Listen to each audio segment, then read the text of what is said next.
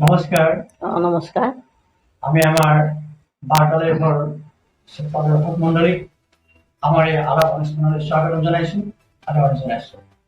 আজি আমাৰ মাজত এগৰাকী ব্যক্তি আছে, যিগৰাকী আমাৰ সৰ্থেবাৰী উচ্চতৰ মাধ্যমিক বিদ্যালয়ৰ এগৰাকী গৃহ শিক্ষয়িত্ৰী, শিক্ষা বিভাগৰ, যিগৰাকীয়ে ইতিমধ্যে লেখিকা হিচাপে এটা বিশেষ এটা নাম অৰ্জন কৰিবলৈ সক্ষম হৈছে।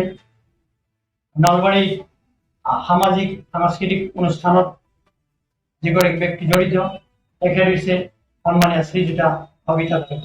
নমস্কাৰ বাইদেউ, আপোনাক আমাৰ মজিয়ালৈ স্বাগতম জনাইছোঁ। আপুনিতো এগৰাকী ব্যস্ত মহিলা নহয় জানো? হয়। আপুনি নিজৰ যি বৃত্তি, যি জীৱিকা আপোনাৰ শিক্ষকতা, সেই শিক্ষকতাৰ লগতে আপুনি সমান্তৰালভাৱে আপুনি আপোনাৰ লেখক জীৱনক আগবঢ়াই নিছে। আপুনি কিদৰে আগবঢ়াই নিছে? মই সৰুৰ পৰাই লিখা মেলাত নিচা আছে। মই ক্লাছ 5 মানৰ পৰাই লিখা মেলা কৰোঁ। মোৰ দেউতাই লিখা মেলা কৰিছিল। দেউতাক মানে লিখা মেলা কৰি থাকোঁতে সেইটো দেখি দেখি মোৰ লিখাৰ এটা ইচ্ছা হৈছিল। আপোনাৰ দেউতা? মোৰ দেউতাৰ নাম ধৰ্মেশ্বৰ ডেকা, হেডমাষ্টাৰ আছিলে। মই টিহুৰ ফালৰ গুণগাঁও তাতে হেডমাষ্টাৰ আছিলে। আপুনি তাৰমানে পিতৃৰ পৰা অনুপ্ৰেৰণা পায় নহয়? আপুনি লেখক জীৱনৰ আপুনি আগবঢ়াই নিছে নহয়? অৰ্থাৎ প্ৰত্যেক সূত্ৰে নহয় হয়, আপুনি সেইটো লৈ আহিছে, এই গুণটো লৈ আহিছে। আপুনি লেখক হিচাপে এতিয়ালৈকে আপুনি কিমানখিনি কাম কৰিলে বা এতিয়ালৈ প্ৰকাশিত আৰু অপ্ৰকাশিত? মই হাইস্কুলীয়া জীৱনৰ পৰাই লিখা মেলা আৰম্ভ কৰিছোঁ। প্ৰথম মই কবিতা লিখিছিলোঁ, বিৰামী বুলি কবিতা এটি লিখিছিলোঁ 6-7 মানত। মই স্কুল উইকত মানে দিলোঁ আৰু প্ৰতিযোগিতা দি মই মানে 2nd প্ৰাইজ পালোঁ। তাৰপিছত মই সেইটোৱে মানে উৎসাহ যোগালে, মোৰ কিবা এটা হৈছে বুলি জানিলোঁ আৰু তেনেকৈ মই মনত অহা কথাখিনি লিখি থাকোঁ। লিখি থাকিলোঁ। মোৰ ডাঙৰ বহী এখন আছিলে, সেইখনত মানে লিখি থৈ। তেতিয়া আৰু কিতাপ ছপোৱা মানে কথাটো জনা নাছিলোঁ। তাৰপিছত তেনেকৈ ইচ্ছা এটা আছিলে। কিন্তু তাৰপিছত বিয়া হোৱাৰ পিছত এই ইয়াত নলবাৰীত আহি কেইজন মানুহে মোৰ এই লিখা মেলাবিলাক চাই, বাইদেউ আপুনি কিতাপ পঢ়িব পাৰে দেখোন। কিতাপ পঢ়িব পাৰোঁ, কিন্তু মই এইটো নাজানো নহয় কেনেকৈ। তেওঁলোকে দিহাটো লগাই দিলে। দিয়াৰ পিছত তেনেকৈ মই প্ৰথম কবিতা কিতাপ প্ৰকাশ কৰিলোঁ। সেইটো হৈছে 2010 ওলাইছে বিৰামী। মই প্ৰথম কবিতা নামেৰে সেইখনৰ নাম দিছোঁ বিৰামী, আৰু দ্বিতীয়খন হৈছে সেউজ প্ৰতীক। দ্বিতীয়খন হৈছে সেউজ প্ৰতীক। তেনেকৈ আৰু লিখিম। তাৰপিছত মাজে মাজে প্ৰবন্ধও লিখোঁ। লিখি তাত আৰু প্ৰবন্ধৰ কিতাপো এখন উলিয়ালোঁ। তেনেকৈ কিতাপ উলিয়াই এটা নিচা হ'ল। কিতাপ উলিয়াই এটা ভাল লাগে, মানুহে খুব উৎসাহ উদ্দীপনা জগাই দেখোঁ। এইটো ভাল লাগি মই তাৰপিছত এখন কিতাপ উলিয়ালোঁ, প্ৰকাশ কৰিলোঁ। মোৰ বিৰামী, সেউজ প্ৰতীক্ষা, তাৰপিছত একাজলি শ্ৰদ্ধা, নিৰ্বাচিত কবিতা, প্ৰবন্ধাৱলী, তাৰপিছত বিয়া গীতৰ সংকলন, আই নামৰ সংকলন, আৰু এতিয়া শেষত এখন আকৌ কবিতাৰ নৈখনেও কথা কয় বুলি কিতাপ এখন মোৰ সেই হৈছে, ৰেডি হৈছে, প্ৰকাশ হৈছে। মই উন্মোচন কৰা নাই, উন্মোচন কৰা ছপা ওলাইছে, ৰেডি হৈ আছে উন্মোচন কৰা। এতিয়ালৈকে আপোনাৰ প্ৰকাশিত 8খন নহয়, তাৰে কবিতা পুথি হৈছে আপোনাৰ 5খন, প্ৰবন্ধ সংকলন হৈছে প্ৰবন্ধৰ এখন নহয়, আৰু এখন আইনাম বিয়া গীতৰ কিতাপখন প্ৰথম সংস্কৰণটো শেষ হৈ গ'ল। তাৰপিছত দ্বিতীয় সংস্কৰণ মই আকৌ উলিয়াইছোঁ। সেইখন বহুত প্ৰচলন হৈছে। বিয়া নামৰ পুথিখন আপুনি কেতিয়া প্ৰকাশ কৰিছিল? বিয়া গীতৰ পুথিখন এইটো চনটো মোৰ একদম মনত নাই, কিন্তু সেইখন কৰিব হ'ল আমাৰ মোৰ 8-10 বছৰ মানে হ'ল প্ৰকাশ কৰি। পুথিখনেদি আপুনি মই ভাবোঁ এটা দায়িত্ব পালন কৰিছে নহয়? সেইখনে সমাদৰ পাইছে। যিটো সাহিত্যৰ অমূল্য সম্পদ আমাৰ বিয়া গীতখিনি নহয়, সেই বিয়া গীতখিনি আপুনি নিৰ্দিষ্ট ৰূপত প্ৰকাশ কৰা মানে আপোনাৰতো নিজস্ব নহয়, এইখিনি সংগৃহীত নহয় জানো? সংগৃহীত।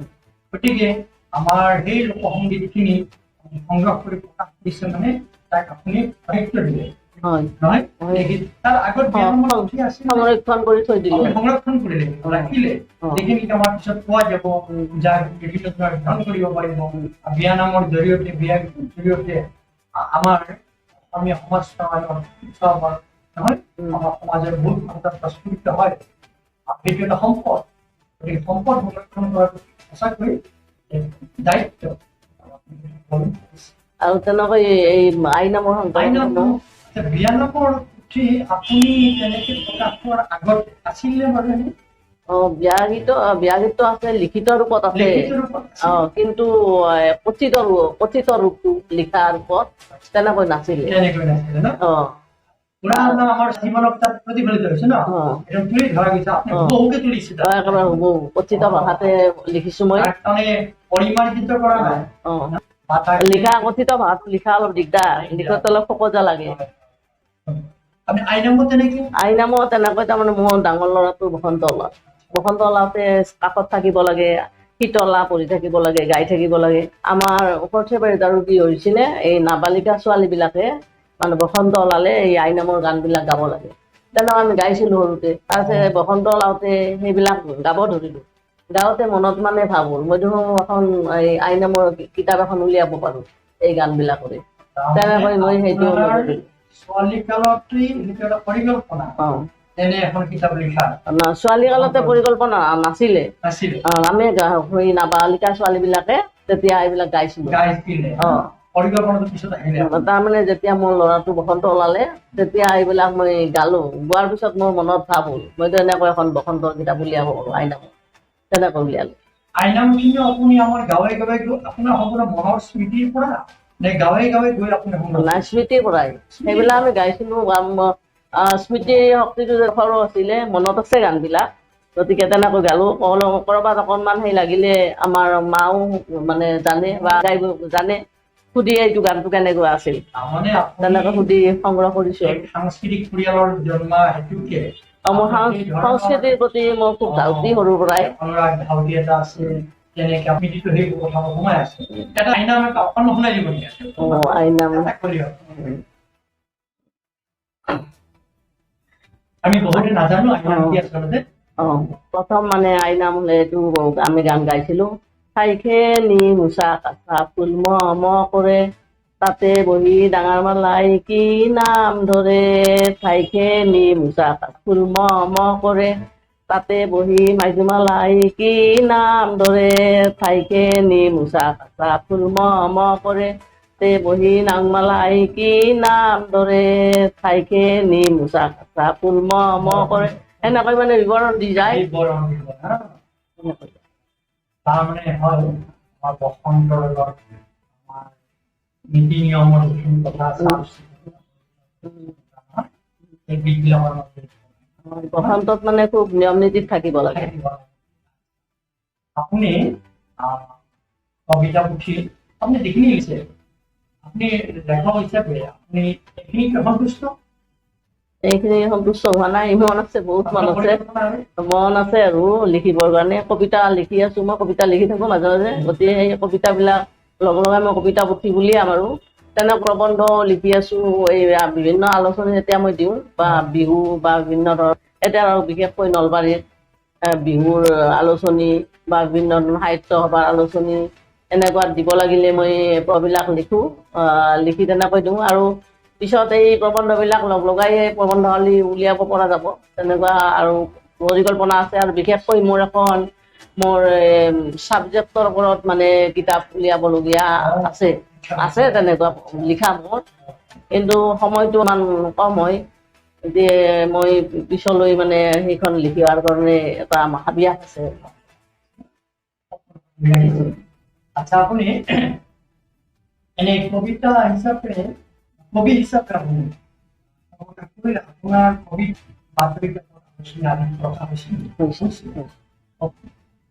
মোৰ এইখনত কি বুলি কয়, নিপমেধিৰ সন্ধানত প্ৰকাশ পাইছে, তাৰপিছত অগ্ৰদূততো পাইছে, বা সাহিত্য অনুষ্ঠানত আপুনি জড়িত হৈ কাম কৰে আছে। আপুনি সাহিত্য অনুষ্ঠানত ক'ত আছে আমাৰ নলবাৰী জিলা সাহিত্য সভা মই এজন বিভাগৰ সদস্য আৰু ইয়াত নলবাৰীত বিশেষকৈ কবি সন্মিলন হ'লে আমি আমাৰ মহিলা গ্ৰুপ এটা আছে আৰু সাহিত্য সভাৰ লগত জড়িত হৈও আছো। আমি কবি সন্মিলনত মানে কবিতাবিলাক পাঠ কৰোঁ। সেইটো আমাৰ ভাল লাগে এটা আমন্ত্ৰিত আৰু এইটো আছে জিলা সদৰৰ কবি সন্মিলনৰ তাতো আছো। এতিয়া আমাৰ আজিকালিতো অনলাইনত মানে কবিতাৰ উঠা অনুষ্ঠান হৈ থাকে গ্ৰুপবিলাকত। আপুনি নলবাৰী মহিলা সাংস্কৃতিক সংগঠন এটা আছে, গোষ্ঠী এটা আছে, মই জড়িত আছো নলবাৰী সাংস্কৃতিক গোষ্ঠী, মহিলা সাংস্কৃতিক গোষ্ঠী। গতিকে আমাৰ তাত এই গ্ৰুপটোত এই গ্ৰুপটোৰ যোগেৰে আমি নাম গোৱা এটা দল আছে, তাৰপিছত জেং বিহুৰ এটা দল আছে, তাৰপিছত আমাৰ বিশেষকৈ নলবাৰীত মানে এই সমবেত সংগীত গালে আমি বহুত মানে সমবেত সংগীত পৰিৱেশন কৰিছোঁ বিভিন্ন মেল মিটিঙত। বাকী আৰু নামৰ দলো আছে। এনেকৈ বিভিন্ন কামত আমাৰ এই দলটো জড়িত। গতিকে আমাক আহ্বান কৰে আৰু কিবা এনেকুৱা মেল মিটিং থাকিলে কৰোঁ। বাকী আৰু আমাৰ মহকুমা বিহুত, নলবাৰী মহকুমা বিহুত যিটো মানে সমবেত সংগীত হয় সেই আমিয়ে পৰিৱেশন কৰোঁ। সহজ হৈছে নহয় অনুষ্ঠানবিলাকৰ তেনেকৈ মাতে এই ক্ষেত্ৰত ইতিমধ্যে প্ৰস্তুত হৈ থাকে আপোনালোকৰ সমল আছে, সময়ত আমি ৰিহাৰ্চেল দিওঁ আৰু ৰেডি কৰোঁ আৰু পৰিৱেশন কৰিব। আপুনি লেখিকা হিচাপে, আপুনি সাংস্কৃতিক গোষ্ঠীৰ পৰিচালিকা হিচাপে আৰু অন্যান্য অনুষ্ঠানত আপুনি জড়িত আছে নেকি? মই নলবাৰী মহিলা সমিতিৰ লগত জড়িত আছো, মহিলা সমিতিৰ লগত। বাকী আৰু এইটো জিলা সদৰৰ কবি সন্মিলনৰ লগত জড়িত আছিলোঁ, সাহিত্য সভাৰ লগতো জড়িত থাকিলোঁ, আজি অসম সাহিত্য সভাৰ আজীৱন সদস্য। বাকী আৰু গান মাত এইবিলাকে কৰি থাকোঁ আৰু তেনেকৈ। এতিয়া কবিতা বুলি ক'লে মই কবিতাৰ প্ৰসংগলৈ আহিছোঁ। কবিতা বুলি ক'লে বহুতে ক'ব খোজে যে এতিয়া বৰ্তমান আধুনিক যি কবিতা, আধুনিক কবিতা পঢ়ি যথেষ্ট কম। তাৰ এটা তেখেতৰ অজুহাত দেখুৱাব যে আধুনিক কবি দুৰ্বোধ্য, বুজি নাপায়, ফলত পাঠকবিলাক বৰ আগ্ৰহী নহয়। এই ক্ষেত্ৰত আপুনি এইটো কবিবিলাকৰ ওপৰত নিৰ্ভৰ কৰে। কিছুমান কবিয়ে খুব দুৰ্বোধ্যভাৱে লিখে, তাৰমানে ভাৱটো উলিয়াবৰ কাৰণে দিগদাৰ লাগে। মই কিন্তু তেনেকৈ জটিল কবিতা নিলিখোঁ, মানুহে বুজাকৈ সহজ সৰল ভাষাতেই মই কবিতা লিখোঁ। আছে কিছুমান কবিয়ে টান ভাষাৰে লিখে, কিছুমান সহজ সৰল ভাষাত লিখাও আছে, সহজে বুজি পায়। আপুনি নিজে লিখা আপোনাৰ এটা প্ৰিয় কবিতা আপুনি দুটা এটা কলি বা দুই এঠাইত ক'ব পাৰিব, গাব পাৰিব নেকি? যাব পাৰিম, গোটেইখিনি মনত থাকে নে নাই? অস্ত্ৰেৰে পৰিব প্ৰহাৰ, তাতো হৈ তীব্ৰ বাক্যবান বিষাদ কোনো উপহাৰ, শত্ৰুৰ বেগ বুকা ত্যাগ কৰি বন্ধুৰ চেলেংখনি পিন্ধি লোৱা, বন্ধুৰ চেলেংখনি। গোটেইবিলাক মনত নাই, কেতিয়াবা লিখিছোঁ।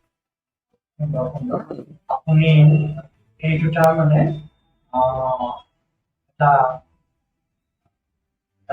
ভাৱটো আপোনাৰ এনেকুৱা যে মানুহক অকণমান সংগ্ৰামী উদ্বুদ্ধ কৰাৰ কাৰণে, নহয় জানো? তাৰমানে এই মানুহবিলাকে মানুহক যে বেয়া ভাৱত লয়, কিন্তু বন্ধু ভাৱে লৈ শত্ৰু ভাৱ নকৰি বন্ধু ভাৱে লৈ মানুহৰ বেয়া দেখিলে মানুহটোক শুদ্ধ কৰি লোৱাই ভাল। বাক্যবান মাৰে যে, বাক্যবান মাৰি অন্তৰত আঘাত দিয়াতকৈ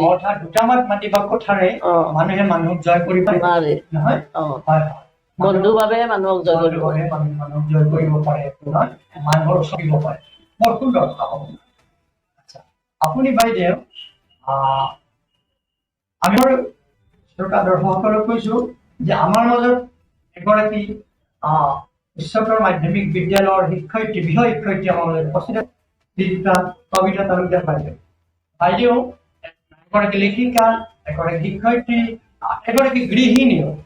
আপুনি তিনিটা ৰোলত কাম কৰি আপুনি কোনটো ৰোলত এই যে তিনিটা ৰোল একেলগে সম্ভৱ নহয় বৰ উজু কথা নহয় ন এগৰাকী মহিলাৰ কাৰণে মই বাইদেউ কিয় আপোনাক প্ৰশ্ন কৰিছো যে এইটো প্ৰয়োজন বহু সময়ত আমি বহুত মহিলাই বিমূৰত পৰে নহয় যে আচলতে কেনেকে একেলগে তিনি চাৰিটা দায়িত্ব পালন কৰি দিলে মোৰো অসুবিধা হয় পালন কৰোঁতে আপোনাৰ অসুবিধা হৈছে আৰু যদি হোৱা নাই আপুনি কেনেকে তিনিওটাকে আপুনি পালন কৰিব অসুবিধা হয় সময়ে সময়ে অসুবিধা হয় মই খুব দৌৰা দৌৰি হয় মই ৰাতিপুৱা ঘৰৰ কাম বন কিছু হ'লেওতো কৰিব লাগে সামৰি মই স্কুলত যাব লাগে স্কুলৰ দায়িত্ব সামৰি আহি গোটেই দূৰণিত স্কুল বাছ আদিৰে আহি যেতিয়া মই ঘৰ পাম ভাগৰো লাগে তেতিয়া আৰু মোৰ মিটিং পাতিও থাকে তাতে ঘৰত দৌৰা দৌৰি কৰি খোৱা লোৱা কৰি ঘৰৰ মানে কিছু কৰি আকৌ আৰু মিটিঙত ওলাই আহোঁ বা কবিতাৰ অনুষ্ঠান থাকিলে তেতিয়া আৰু কোনেও বাধা দি ৰাখিব নোৱাৰে কবিতাৰ অন্তৰৰ বস্তু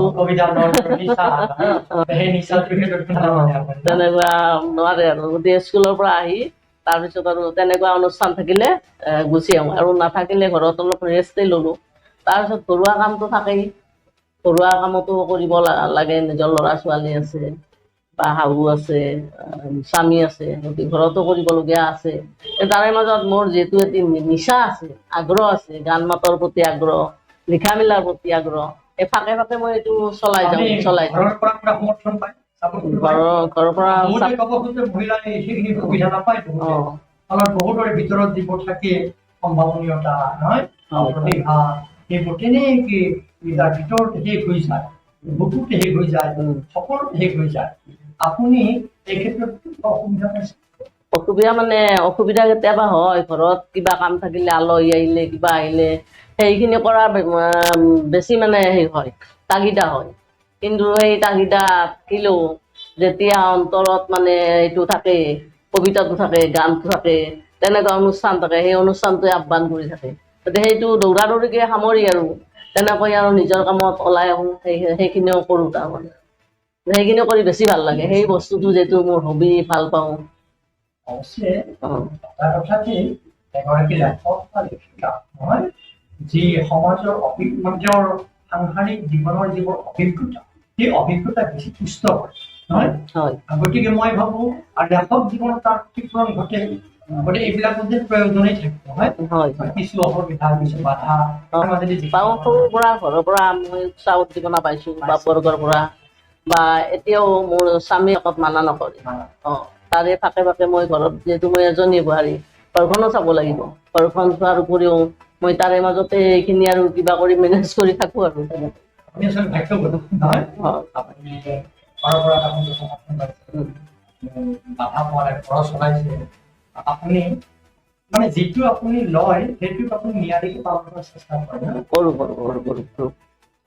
আপোনাৰ ভৱিষ্যত বুলি ক'লে ভৱিষ্যতটো সৰুতে মোৰ আছিল এটা ডাঙৰ ভাল ৰাইটাৰ হোৱাৰ মোৰ খুব ইচ্ছা আছিল বা গায়িকা হোৱাৰ এটা ইচ্ছা আছিল সৰুতে একদম মোৰ সপোন আছিল গান গাওঁ কিছুমানে কিন্তু এতিয়া মোৰ থাইৰয়ড অলপ হেৰি হৈছে দিগদাৰ পাওঁ মই সেইটোৰ কাৰণে গতিকে তথাপি আৰু গ্ৰুপত লগৰ লগত তেনেকৈ কৰি থাকোঁ আৰু গাই থাকোঁ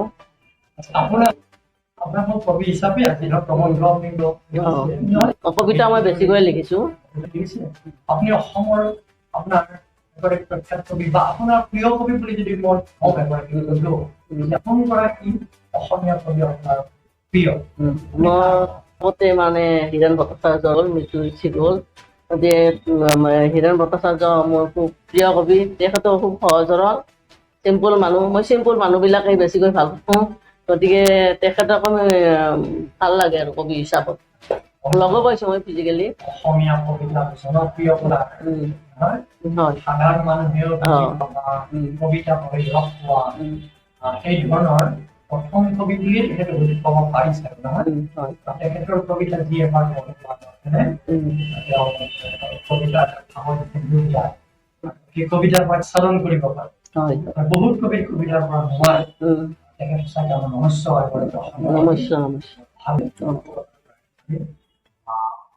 আপুনি এতিয়া শেহতীয়াভাৱে কি কামত ব্যস্ত আছে মই এতিয়া মোৰ এখন সাধুকথাৰ কিতাপ উলিয়াবলগীয়া আছে সাধুকথা মানে সংকলন এখন উলিয়াম মই লিখি থৈছোঁ অকণমান চাবলগীয়া আছে সেইখন উলিয়াম তাৰপিছত প্ৰবন্ধ কিছুমান লিখা আছে লিখিম তাৰপিছত মই যে ছাবজেক্টৰ ওপৰত লিখা বুলি কৈছোঁ সাবজেক্টৰ এখন কিতাপ মোৰ উলিওৱাৰ মানে ইচ্ছা আছে। কেইটামান প্ৰবন্ধ মোৰ লিখাও আছে সাবজেক্টৰ পৰা। ঠিক আছে, আপুনি যে শিক্ষয়িত্ৰী এগৰাকী আপোনাৰ শিক্ষা বিভাগ, আপোনাক মই আজি বেছি সময় আমাৰ হাতত আৰু নাই।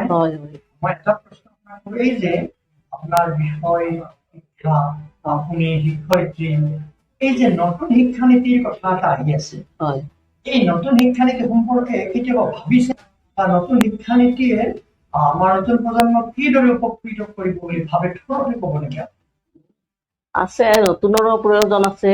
বৰ্তমান যুগটো চেঞ্জ হৈ গৈছে, কম্পিউটাৰ মোবাইল এইবিলাকৰ চেঞ্জ হৈছে, গতিকে পাঠ্যক্ৰমটো চেঞ্জ হ'ব লাগিব। সময়ৰ লগে লগে আমি দৌৰিব লাগিব, পাঠ্যক্ৰম সলনি হ'ব লাগিব। যে পুৰণি যি পাঠ্যক্ৰম আছে সেই পাঠ্যক্ৰমটো সলনি হ'লে সময়ৰ লগত মানে ল'ৰা ছোৱালীয়ে আগবাঢ়ি যাব পাৰিব। গতিকে নতুন শিক্ষানীতিৰে ছাত্ৰ ছাত্ৰীয়ে নতুন ধৰণে আগবাঢ়িব লাগিব বা শিক্ষকবিলাকো আগবাঢ়িব লাগিব। কিছু সময়ত আমাৰ পাজুল হয়, কাৰণ আমি আগৰ শিক্ষানীতিটো বেলেগ আছিল, এতিয়া শিক্ষা পদ্ধতি বেলেগ হৈছে। গতিকে কিছু আমাৰ পাজুল আহে। এতিয়া কম্পিউটাৰ যুগ, মোবাইলৰ যুগ, এইবিলাকত মানে আমি শিক্ষাটোৱে আগবাঢ়ি গৈছে। গতিকে নতুন শিক্ষানীতিয়ে ল'ৰা ছোৱালী বা শিক্ষকক এই নতুন ধৰণে আগবাঢ়ি যোৱাত সহায় কৰিব। গতিকে আজিকালিতো বহুত হেৰি হ'ল, বিভিন্ন ধৰণে ডিজিটেল যুগ, তেনেধৰণে আগবঢ়াই নতুন শিক্ষানীতি নতুন ধৰণে আগবঢ়াই নিব বুলি আশা আছে। ডিজিটেল যুগ নহয়, এই সময়ত বিশ্ব বাতাবৰণৰ লগত খাপ খুৱাব লাগিব। নপঢ়ালে এইদৰে যদি শিক্ষানীতিটো তৈয়াৰ কৰা নহয়, তেতিয়াহ'লে আমাৰ ল'ৰা ছোৱালী পিছ পৰি যাব নহয়, পিছ পৰি যাব। সেইধৰণে নতুন শিক্ষানীতি প্ৰাসংগিকতা আপুনি স্বীকাৰ কৰি লৈছে, স্বীকাৰ কৰিব লাগিব। আৰু পুৰণি তাৰ লগত পুৰণিকো মানে কিছু সেই কৰিব লাগিব। পাঠ্যক্ৰমবিলাকতো আমি সলনি কৰিব নোৱাৰোঁ, সেই পাঠ্যবিলাককে নতুন ধৰণে আগবঢ়াই নিব লাগিব। ঠিকেই কৈছে। মই সেই আপোনাক প্ৰশ্নটো কৰিছো, আপোনাক মই লেখিকা জীৱনৰ পৰা শিক্ষয়িত্ৰী জীৱনলৈ আনি কৰিব খুজিছো যে এই বৰ্তমান আমাৰ শিক্ষা ব্যৱস্থা মানে বহুতখিনি ব্যক্তিগত খণ্ডৰ চৰকাৰী ভাল ভাল শিক্ষানুষ্ঠান আছে, ব্যক্তিগত খণ্ডৰ ফলাফলবিলাক যথেষ্ট ভাল। কিন্তু আমিও এগৰাকী সুধিব জানিব যে বৰ্তমান ছাত্ৰ ছাত্ৰীসকল যিটো ছাত্ৰ ছাত্ৰীসকলে অন্য যিখিনি শিক্ষা বিষয় ভিত্তিক শিক্ষা তেওঁলোকে পায়, তাৰ লগতে তেওঁলোকে মূল্য পৰীক্ষা শিক্ষা বিভাগ ডিপাৰ্টমেণ্ট আছে নেকি এডুকেশ্যনত মূল্য পৰীক্ষাৰ কথা আছে, মূল্য পৰীক্ষাৰ ক্ষেত্ৰত কৰবাত তেওঁলোক পিছ পৰি আছে। আৰু মূল্যবোধৰ যিটো শিক্ষা সেইটো দিয়াৰ ক্ষেত্ৰতো আমাৰ শিক্ষা ব্যৱস্থাটোতে কৰবাত যেন যিটো ইচ্ছা, যিটো মানে গুৰুত্ব থাকিব লাগিছিল সেইটো নাই। ল'ৰা ছোৱালী আমাৰ নৈতিকভাৱে নহয় বা সেই দিশত বৰ দুৰ্বল, তেওঁলোকে আমাক দুঃখিত কৰে মাজে মাজে। মানে এইটো মূল্যবোধৰ দৰকাৰ আছে, কিন্তু বৰ্তমান ছাত্ৰ ছাত্ৰীৰ মূল্য শিক্ষাটো অলপ কমি যোৱা লাগিছে। আমি প্ৰেক্টিকেলিও পাইছোঁ, আগৰ ছাত্ৰ ছাত্ৰীয়ে শিক্ষকক যিখিনি সন্মান দিছিলে বৰ্তমানৰ ছাত্ৰ ছাত্ৰীয়ে সেইখিনি সন্মান নিদিয়ে, বা কেতিয়া সময়ে সময়ে আমিও কেতিয়াবা মানে ছাত্ৰৰ যোগেদি অপমানিতই হওঁ নেকি তেনেকুৱা এটা লাগে। কিন্তু এতিয়া হৈছে কি, ডিজিটেলৰ কাৰণে মোবাইলৰ কাৰণে হৈছে নেকি সকলো মানুহ সমান। আজিকালি গুৰু গোসাঁই নামানা বুলি এটা কথা আছে, কিন্তু আগতে আমি টিচাৰ দেখিলে খুব ভয় পাইছিলোঁ, বহুত সন্মান কৰিছিলোঁ। কিন্তু এতিয়া ছাত্ৰ ছাত্ৰীটো শিক্ষক ইমানখিনি সন্মান নকৰে, এইটো এটা সমস্যা হৈ পৰিছে। কিহৰ কাৰণে ছাত্ৰ, কিন্তু মই ভাবোঁ এই মোবাইলৰ কাৰণে হৈছে নেকি, কোনো মানুহৰ মানে পাৰ্থক্য নাই, চব মানুহ সমান হৈ গৈছে, সমান হৈ গৈছে। আগতে শিক্ষা দীক্ষা থকা বুলি চাকৰিয়াল মানুহ বুলি এটা চুবুৰীত এটা তেনেকুৱা মানুহ থাকিলে বাকীবিলাকে সন্মান কৰিছিল। কিন্তু এতিয়া চব মানুহে কিবা এটা সমান লেভেলত গৈছে, গতিকে এই কোনেও কাকো মানিব নোখোজে। গতিকে ভাবোঁ এইটো ডিজিটেল হোৱাৰ কাৰণে নেকি, মোবাইলৰ কাৰণে নেকি, বা ছাত্ৰ ছাত্ৰীও শিক্ষকক মানিব নোখোজে, বা আগৰ যিটো মূল্যবোধৰ শিক্ষা আছিল সেই মূল্যবোধটো বহুত কমা যেন পাইছে। আৰু এইটো কথা আছে আমাৰ বেতৰ আগত বিদ্যা নীতি, বেতডালৰ আগতে ল'ৰা ছোৱালী খুব ভয় কৰিছিল, আমিয়ে ভয় কৰিছোঁ। ছাৰে যদি এটা মানে হাতত টোপ মাৰে সেইটো বৰ অপমানৰ কথা আছিল। এতিয়া বেতৰ আগত বিদ্যা নীতিৰ শিক্ষা নাই, নোহোৱা কাৰণে ছাত্ৰ ছাত্ৰীয়ে যেতিয়া শিক্ষকে যেতিয়া নামাৰেই মাৰো শিক্ষকক অপৰাধত পৰিব, সেইটোৰ কাৰণে চাগে সেইটো কমি গৈছে। এটা বাচনত যদি কিবা ভৰোৱা যায় মাটিৰ বাচন বাচনটো সেই পানীখিনি যদি ধৰি ৰাখিব নোৱাৰে এই ধৰি ৰখাৰ জোখাৰ সেই শক্তিশালী হ'ব লাগিব মজবুত হ'ব লাগিব এতিয়া আমি বহুত জ্ঞান বিদ্যা আমি অৰ্জন কৰিছো কিন্তু নৈতিকভাৱে যদি আমি নহওঁ তেতিয়াহ'লে সেই জ্ঞানে সেই বিদ্যাই আমাৰ জীৱনৰ বা আমাক সমাজৰ উপযোগী কৰি গঢ়ি তুলিবনে আমি গঢ়ি নোৱাৰে মূল্যবোধটো লাগিবই মূল্যবোধেহে মানুহক আগবঢ়াই নিব পাৰে ব্যৱহাৰ হ'ব মূল্যবোধটো থাকিলে সৰু ডাঙৰক সন্মান কৰিলে তেনেকৈ মানে যে ল'ৰাটো ভাল হয়নে গতিকে ল'ৰাটোৰ তেনেকুৱা এটা ডাঙৰৰ প্ৰতি এটা শ্ৰদ্ধাৰ ভাৱ থাকিব লাগিব তাৰ কথা বতৰা এটা শৃংখলাবদ্ধ মান থকা হ'ব লাগিব তেতিয়াহে তেওঁ আগবাঢ়ি যাব বা মানুহে আদৰ কৰিব কিন্তু কথা বতৰা বিশৃংখল হ'লে ডাঙৰক সন্মান নকৰিলে তেনেকুৱা ল'ৰা ছোৱালীয়ে ডাঙৰৰ পৰা সন্মান নাপায় মৰম নাপায় মূল্যবোধটো থাকিব লাগিব আমি ভালেখিনি সময় আমাৰ শ্ৰীযুতা কবিতা তালুকদাৰ বাইদেউৰ লগত আমি কথা পাতিলোঁ কবিতা ডেকা তালুকদাৰ কবিতা ডেকা তালুকদাৰ বাইদেউৰ লগত আমি কথা পাতিলোঁ তেখেত এগৰাকী শিক্ষয়িত্ৰী গৃহ শিক্ষয়িত্ৰী সৰ্থেবাৰী উচ্চতৰ মাধ্যমিক বিদ্যালয়ৰ তেখেত এগৰাকী লেখিকা কবিতা তেখেতৰ কবিতা পুথি কেইবাখনো প্ৰকাশিত তেখেত প্ৰবন্ধ পুথিও তেখেতে আইনাম বিয়ানামৰ পুথি তেখেতৰ প্ৰকাশ হৈছে তেখেতৰ আৰু ভৱিষ্যত ভালেখিনি পৰিকল্পনা আমি সঁচাকৈ আজি কম সময়ৰ ভিতৰত যিখিনি পাৰিছোঁ আমি পাতিবলৈ আমি চেষ্টা কৰিছোঁ আমি আগন্তুক দিনত আকৌ পাম আমি বিভিন্ন বিষয় লৈ আমি বাইদেউৰ লগত কথা পাতিম আচলতে এনেকৈ আমি সমাজৰ লগত কিছু কথা পাতিব পাৰিলে বহুতখিনি কথাই আমাক ওলাই আহি আছোঁ আৰু বাইদেৱে একেলগে তিনিটা দায়িত্ব কেনেকৈ পালন কৰিছে সেইটোৰ দ্বাৰাও বাইদেৱে আমাক যথেষ্টখিনি জনালে বাইদেউক বহুত ধন্যবাদ জনাইছোঁ আৰু আমি ভাবোঁ আমাৰ এই যিটো আলাপ বাৰ্তালাইভৰ এই আলাপ অনুষ্ঠানৰ জৰিয়তে নিশ্চয় শেষত বাইদেউ কি ক'বা বা আলোচনা শেষত আৰু ৰাইজৰ মংগলটোৱে কামনা বৰ্তমান সময়ততো ক'ভিড আহিলে আমাৰ ক'ভিড আহি মানুহৰ বহুত শাস্তি হ'ল মানুহবিলাকক বহুত মানে শাস্তি হ'ব লগা হ'ল এটা মানে ভয়াৱহ পৰিৱেশৰ সৃষ্টি হ'ল সেইটো সামৰণি কৰি এইবাৰ মানে যেনেকুৱা বানপানী হ'ল আমাৰ জীৱনত এনেকুৱা বানপানী দেখাই নাই এনেকৈ আকৌ কি আহে কি হয় গতিকে মানুহবিলাক যাতে নিৰাপদে ভালধৰণে সুশান্তিত থাকিব পাৰে সেইটোৱে মই কামনা কৰোঁ বৰ সুন্দৰ কথাখিনি বৰ ভাল লাগিল যে সকলোৰে ভাল মানে নিজৰ নহয় আমি এখন সমাজত আছোঁ সমাজখন ভাল থাকিলে কুশলে থাকে আমিও কুশলে থকা বুলি কওঁ বাইদেউ এইটো বৰ উদাৰ মনৰ পৰিচয় দিছে আমি ছাত্ৰ ছাত্ৰী সঁচাকৈ আপোনাৰ কথাখিনি মই বৰ মানে ইমপ্ৰেছ হৈছোঁ আপোনাৰ প্ৰতি এনেধৰণৰ আমাৰ এখন বহৰ হৃদয় দৰকাৰ আপুনি কেৱল লেখিকাই নহয় আপুনি লেখিকা বাইদেউ ধন্যবাদ জনাইছোঁ আৰু আগন্তুক দিনত আমি আকৌ পোৱাৰ আমি আশা ৰাখিছোঁ নমস্কাৰ আপোনালোককো ধন্যবাদ জনাইছোঁ